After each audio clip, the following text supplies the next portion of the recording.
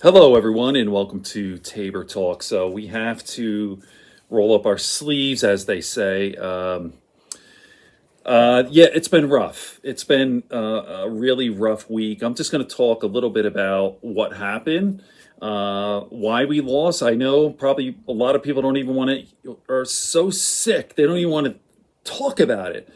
And I'll tell you what, I've talked about it in my last video, though. As far as Trump, I will not look at him for how many years, whatever. If he's on even now, that victory speech, no way. I'm not watching that. I didn't even watch Kamala's speech, although I heard it was unbelievable. Her concession speech, it was like the best ever. Like, just, I'm like, how was that woman not our president? Oh my God. Anyway, what I do is when I watch my shows, when he comes on, I just turn the volume down and look away, as I cannot even stomach looking at that orange piece of garbage. And not just the way he looks, the sound of that cringy, that voice. Volume goes down, look away, whatever. Even if I have to be ignorant about certain topics, I cannot stomach looking at that ugly motherfucker, that disgusting person. All right, so what happened? I'm going to play a clip here, and this is Pakman. He gives you three big reasons what happened, why the Democrats lost, why Kamala lost. One thing is strategy. You know, people who follow me, I'm a big sports fan. I love football, basketball, and baseball.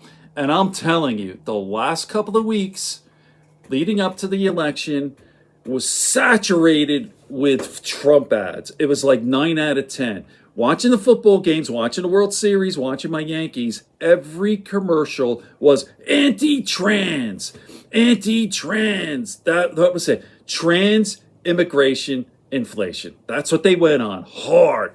Trans, anti-trans, transphobia, whatever you want to call it, immigration, inflation, and it's all bullshit too. The percentage of people who have this issue with trans, no, not in every school. Men are playing with women. I'll talk about that some other time. It's all bullshit. It's exaggerated. Same with the inflation. Actually, inflation is coming down. Gas prices are down. It's all bullshit. Immigrants who tried to pass a border bill and they squashed it. Trump squashed it. They're fucking evil. And I'm sorry I'm swearing, but roll up our sleeves. We're not done here, okay? And I still think we still have a shot with today is Thursday. We still have a shot with the House from what I'm seeing. And the Senate, if they had 60 to 40, then we'd be in some trouble. But I think it's probably end up 54 to 46 and then the presidency. And we're rolling up our sleeves. I'm listening right now to Michael Popak and Legal AF. There are things we could do at the state level. So it's not going to be dictatorship. Rest assured. They're going to try, but they're not going to get anywhere. And guess what? We're 1 day or 2 days closer to the midterms. You watch. We'll fight them tooth and nail every day, and the midterms, it's going to flip. You watch. Look at how we felt in 2016. And then in 2018, we turned things around. All right? So rest assured. Now, let me play David Pakman's clip, and then I'll talk some more. This is his three reasons of what happened on Tuesday. To me, what happened is actually far simpler, and it's going to come off as far more offensive than these explanations, but I think it is far more accurate. Number one, millions of Americans quite literally have no idea what's going on. And I know that it's sort of like, oh, David, are you doing the Republicans are stupid thing again? Listen, there's plenty of uninformed Democrats. There's uninformed independents. But there is a degree to which millions of these Trump voters have literally no idea what's going on. At a recent rally, a bunch of young white men, Trump voters, were asked, why are you voting for Trump? And they said, because gas prices are so high. The truth is that gas prices are at their lowest post-pandemic point, tied with a bunch of post-pandemic lows. That is just the truth. So saying I'm voting for Trump because of high gas prices when gas prices are low, you are simply clueless, and Trump benefits from the clueless vote. Same thing with inflation. Oh, inflation's so high. Inflation has come down dramatically under Joe Biden. And in fact, it's come down faster than in other Western developed nations. So that's one thing, that a lot of people are just completely clueless about what's going on. Number two, Trump made a play on men with a particular perspective on masculinity. Now, as many of you know, we did a piece on it. Many of you also know I've been recommending that you check out some of Scott Galloway's recent monologues and discussions of masculinity, of a more logical approach to masculinity. Trump made the play for men. He won men, and he is deliberately and overtly trying to appeal to a certain type of man, going on the Rogan show, going on the Milk Boys, the Nelk Boys, whatever they call themselves, bringing in RFK, who I believe is known that he's a steroid guy. I thought it was known anyway, sort of bolstering this idea of the roid raging type aggressive man and saying, welcome and come on in, and you can be more like that if you vote for me. That worked. And as great as Tim Walz is, he can fix cars and trucks, and he hunts, and he knows football.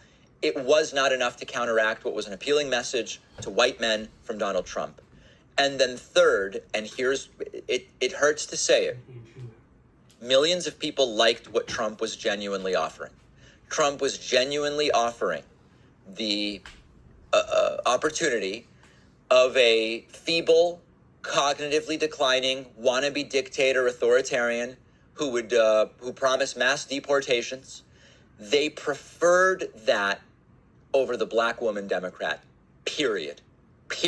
Full stop. They preferred it. He's absolutely correct. So I know a lot of people are disengaging, and that's the last thing we want to do. I mean, I'm sick to my stomach about this whole thing too, and I'm so disappointed in my fellow Americans. Like 40% or whatever it is of Americans. Some people are just like, as David said, just so ignorant, and some people are good people who just are not interested in politics, and they got sucked in by the ads or whatever. So, okay, we're not giving up. I'll tell you what I've been listening to a lot lately is Legal AF from the Midas Touch with Michael Popak and Karen Friedman Agnifilo. They're all sad, no question about it, but they're optimistic. There are things we could do to stop this. A lot of this stuff, and I'm telling you, it's not going to be as bad as we think. That much of that Project 2025 stuff, I know they're going to try. I mean, just to give you a little taste of this, but let's see. We are on the other side of Tuesday for the first Legal AF podcast after the election. It's time to start talking about the resistance, the opposition. We're not in exile. We have to talk about the ways that we can use the court system, use the federal judges that were appointed by Democratic presidents in the past, use circuit courts that are favorable to us in order to oppose what we know is going to be a radical agenda being pushed by Donald Trump. Okay. Just I'll put it there. I'll put the link in the comment section. This made me feel really a lot better. So, okay, more to come. I know. Peace, love, and understanding here on Table Talk. Okay, if you made it this far, I usually say like and subscribe. I know everyone has lost subscribers from the top up, from Midas Touch to Brian Tyler Cohen. People are just sick. But if you want to like and subscribe, it helps with the algorithm, and we're going to get through this together. Peace.